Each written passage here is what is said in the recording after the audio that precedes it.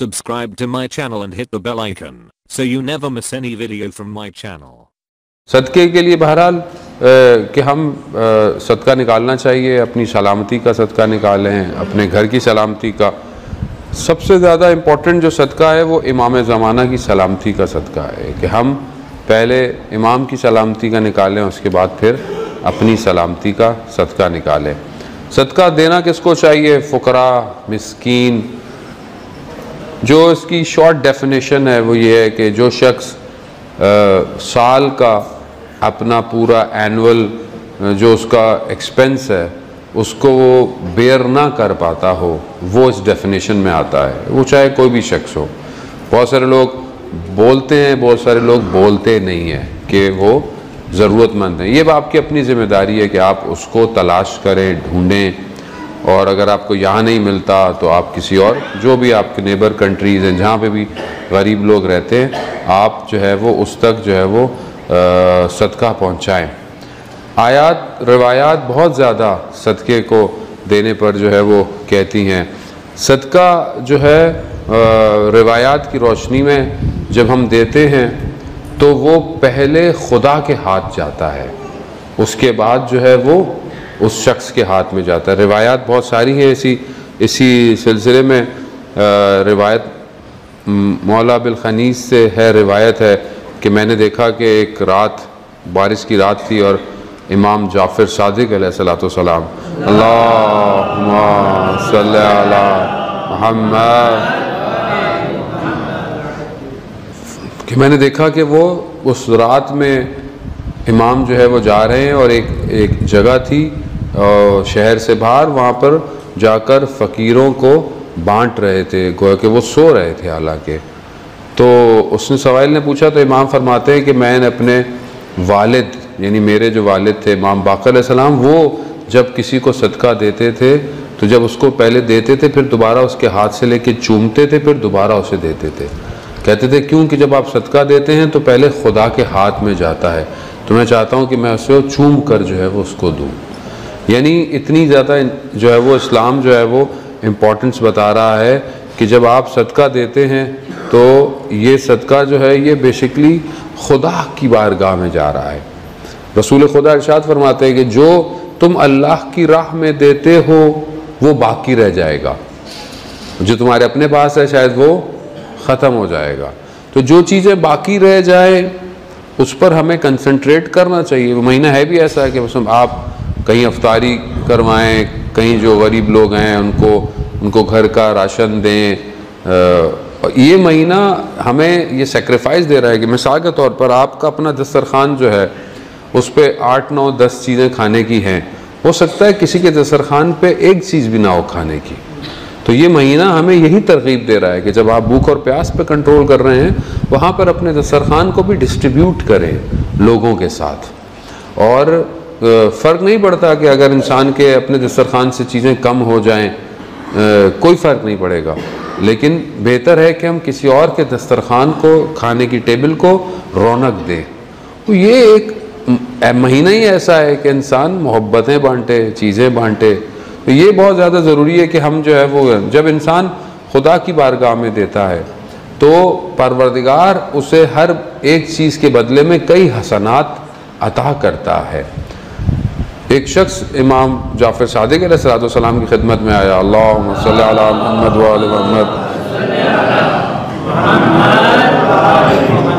اپنی پریشانی بیماری کا ذکر کیا تو امام نے کہا کہ صدقہ دے کر اپنی بیماریوں کو دور کرو۔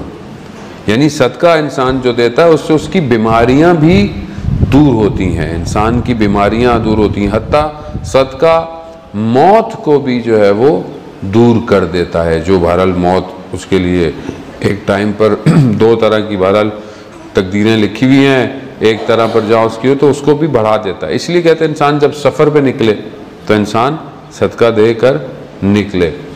کئی واقعات ہیں، کئی لوگوں کے ایسے واقعات ہیں کہ جس سے انسان نے صدقہ دیا اور جاتے وقت اسے دیر ہو گئی ٹریفک میں یا جاتے جاتے، لیکن جب وہ وہاں سے گزرا تو پتہ چلا وہاں حادثہ ہو چکا تھا۔ خوب یہ ہو سکتا ہے آپ اور میں توجہ نہیں کرتے، یہ ہماری زندگی میں بھی یہ واقعات ہوتے ہیں۔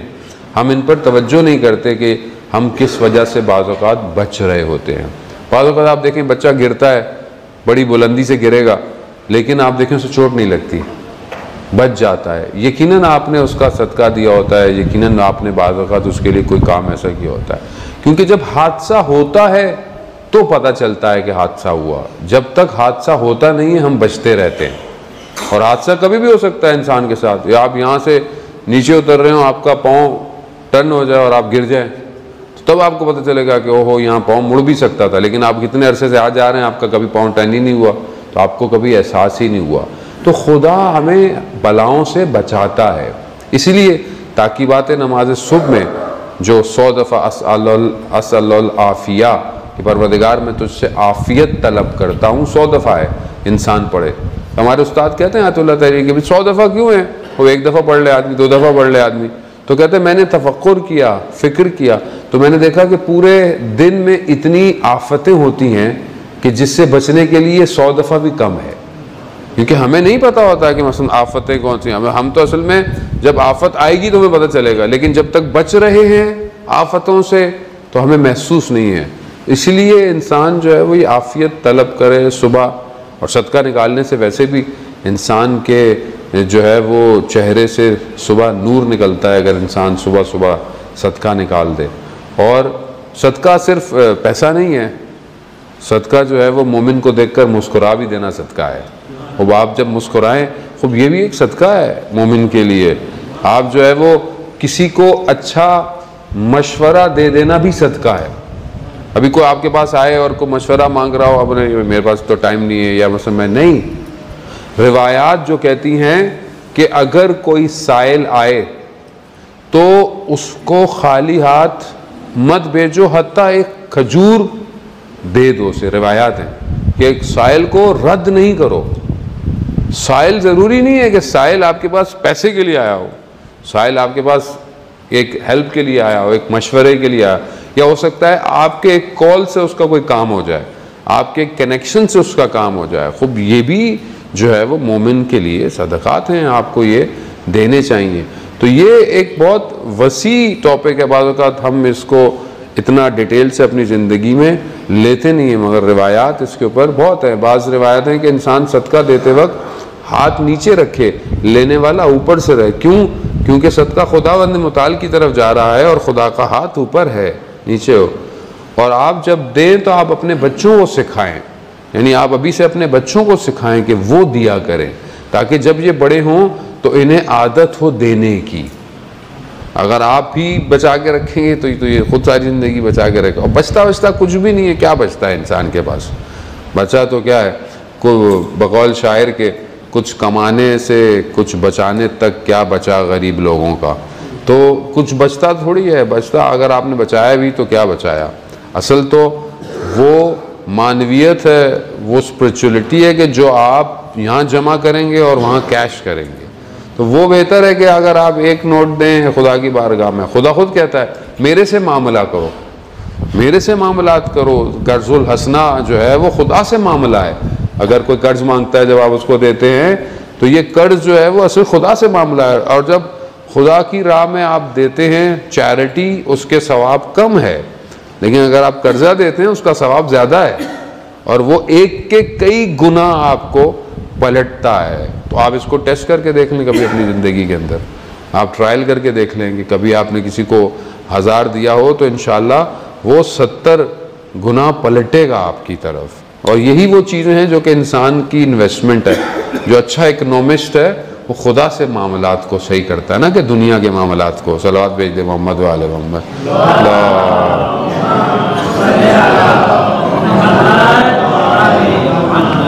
اب یہ ویسے بھی فائنینشل جو سچویشنز ہیں, اگر ہم صحیح طرح جس طرح اسلام نے ہمیں کہا ہے اگر ہم اس طرح دیں تو کبھی بھی پیسہ کہیں ایک جگہ جمع نہیں ہوگا. پیسہ ہمیشہ ڈسٹریبیوٹ رہے گا اور سوسائٹی جو ہے وہ اوپر آئے گی. دیکھیں یہ ایک پریکٹس ہے, اس کی ہمیں ابھی سے پریکٹس کرنی چاہیے, کیونکہ جب آخری زمانہ امام کی حکومت ہوگی تو وہاں پر اکنامکس بڑی بیلنسڈ ہے. وہاں پہ یہ نہیں ہوگا کہ ایک بہت امیر آدمی ہے ایک بہت غریب آدمی, ایسا نہیں ہوگا. بیلنس ہے. تو ابھی سے ہم کیا اپنی کمیونٹی کو بیلنس کی کوشش کرتے ہیں؟ یعنی ایک آدمی کے پاس بہت زیادہ ہے تو ہم دیکھتے ہیں کہ ہم دوسرے کو بھی اوپر لا سکتے ہیں کہ نہیں لا سکتے؟ کیا ہم دوسرے کو ہیلپ کر کے اس کو اپ گریڈ کر سکتے ہیں کہ نہیں کر سکتے؟ یہ ہماری ذمہ داری ہے. اگر آج ہم ایک چھوٹی سی کمیونٹی میں اس کام کو پریکٹس نہیں کر سکتے تو کل ہم امام کی حکومت میں کیا کریں گے؟ اگر آپ کو اکنامکس بنا دیا جائے, آپ کو کوئی ڈیوٹی دی جائے, آپ کو کوئی مینیجر بنایا جائے تو آپ کیا کریں گے؟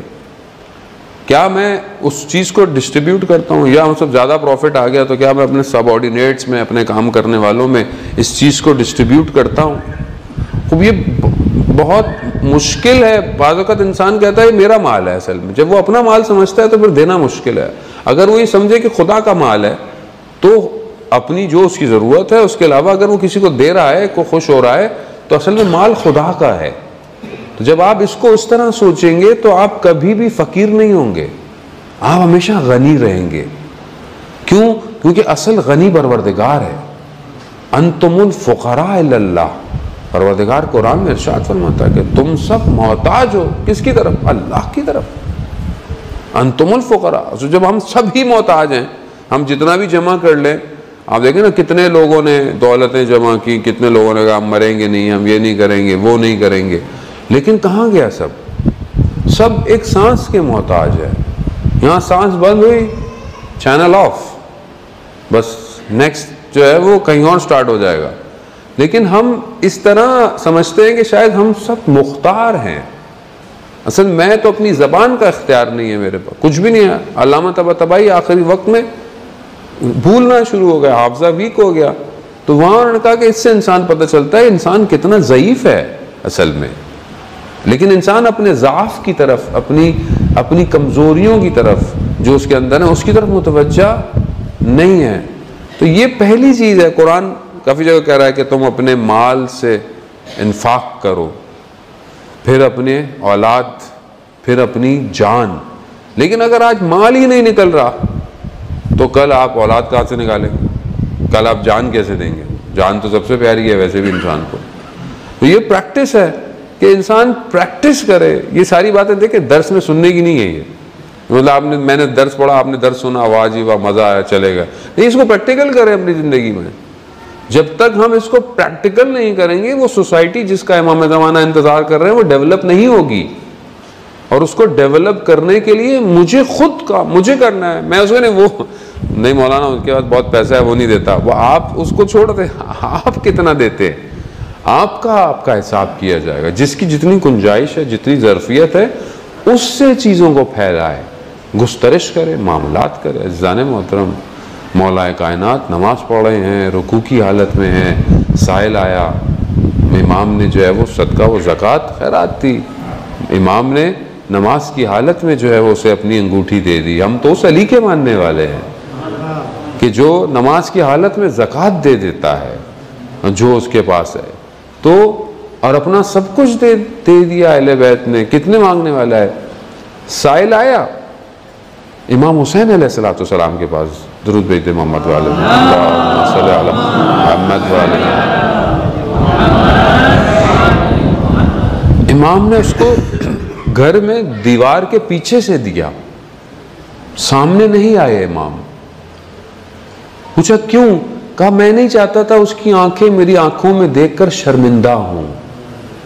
یعنی ایسے دے رہے ہیں امام. شخص آتا ہے کہتا ہے کہ یہ بہت روایت ہے ایسے ائمہ کے ساتھ لوگ آئے اور ائمہ نے بانٹا, لیکن انہوں نے یہ نہیں سوچا کہ مثلا ہمارے پاس کم ہو جائے گا. نہیں کم ہوتا. وہ مشہور واقعہ کہ ایک سائل آتا ہے مسجد نبوی میں اور رسول خدا سے کہتا ہے یا رسول اللہ میں مسافر ہوں, میں بھوکا ہوں, مجھے کھانا چاہیے, مجھے لباس چاہیے, اور مجھے اپنے راستے کے لیے سامان چاہیے, میں مسافر ہوں, مجھے یہ 2-3 چیزیں چاہیے. رسول خدا نے بولا کہ جاؤ میری بیٹی کے گھر جاؤ. اپنی بیٹی کے گھر بھیج دیا. وہاں جا کر اس نے وہی کہا.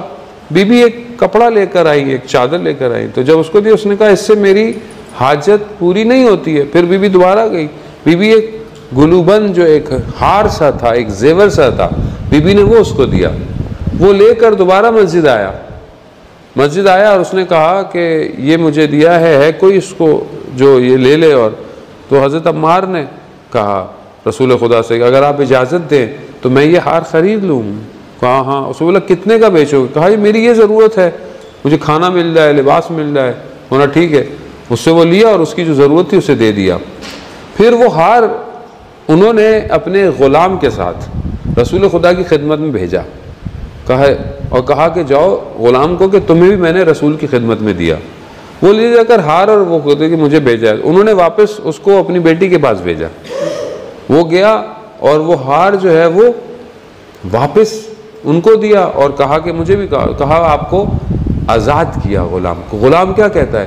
کتنا پربرکت ہار تھا جس نے ایک مسافر کو کھانا کھلایا، لباس پہنایا، اس کو سفر کا سامان دیا، ایک غلام کو آزاد کروایا اور واپس اپنی جگہ پہ پہنچ گیا.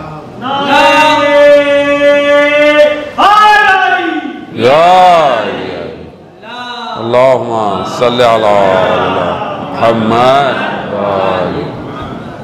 یعنی کیا؟ یعنی جب آپ خدا کی راہ میں دے رہے ہیں تو کم نہیں ہو رہا بلکہ اور زیادہ ہے. اور یہ تو ظاہر ہے، جو اس کی برکتیں ہوں گی، جو اس کی برکت ہوتی ہے اس کو تو ہم کاؤنٹ نہیں کر سکتے. تو اسی لیے بہرحال ہم تھوڑا اس طرف متوجہ ہوں عزیزان محترم.